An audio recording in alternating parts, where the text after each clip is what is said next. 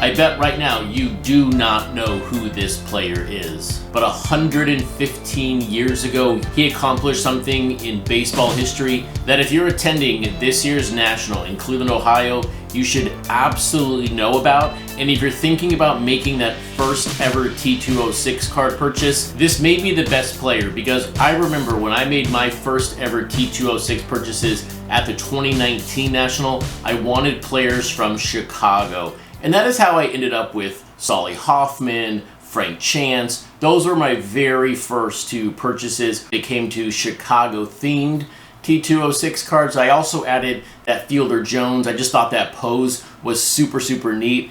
And now fast forward 5 years later, I still have that Solly Hoffman. I got it graded. It's actually on my arm on the back left. The Fielder Jones I don't have anymore. I sold it a couple years ago. But then I still have that Frank Chance. I did free it from its SGC slab, but this was purchased for $60, and for me, in my opinion, this was the best $60 I could have spent at that National that year. And of course, don't be worried. I don't believe for a second that if you buy your first T206 card in Cleveland, you're going to end up with maybe 1 or 2 sleeve tobacco tattoo sleeves. But buying something, say, Cleveland themed, would be a fantastic way to enter into this great category that we call pre-war. But let's step back in time 115 years ago, July 19th, 1909. Now pitching for Cleveland that day is Cy Young. At bat for the Red Sox, we have Amby McConnell. There are no outs, runners on first and second. At first we have Jake Stahl, second base we have Heine Wagner. But on the defensive side, at second base, replacing the famous Nap Lajoie, we have 5'4" Neil Ball. And what happens next had never happened before in professional baseball. And that is an unassisted triple play by Neil Ball. And look how great his day was overall. 4 hits, a double, aka 2-bagger, and a home run. But how did the paper of the time record the events of that unassisted triple play? Let's take a look at the San Antonio newspaper article about this play. So catching it here towards the end, the ball hit the outstretched fingers of his eager glove, talking about Ball here. It stuck, 1 out. He was leaping towards second when he got the ball.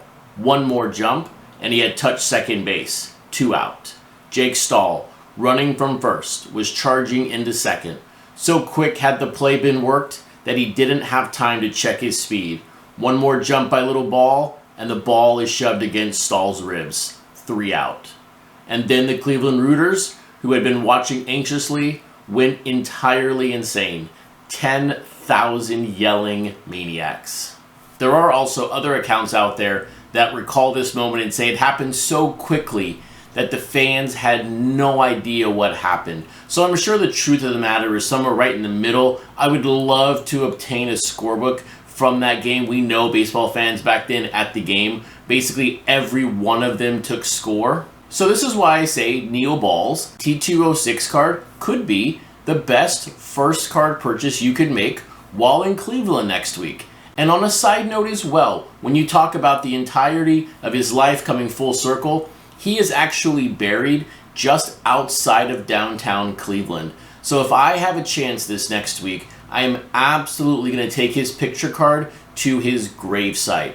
And I'll be in Cleveland all week long. I fly in on Tuesday and I fly out on Sunday. So if you see me on the show floor, absolutely say hi. I want to meet as many of you as possible and learn about your pre-war collection. And if you like this video, give it a thumbs up. And if you want to learn more about T206 and the Polarback players that are in the set, hit that subscribe button.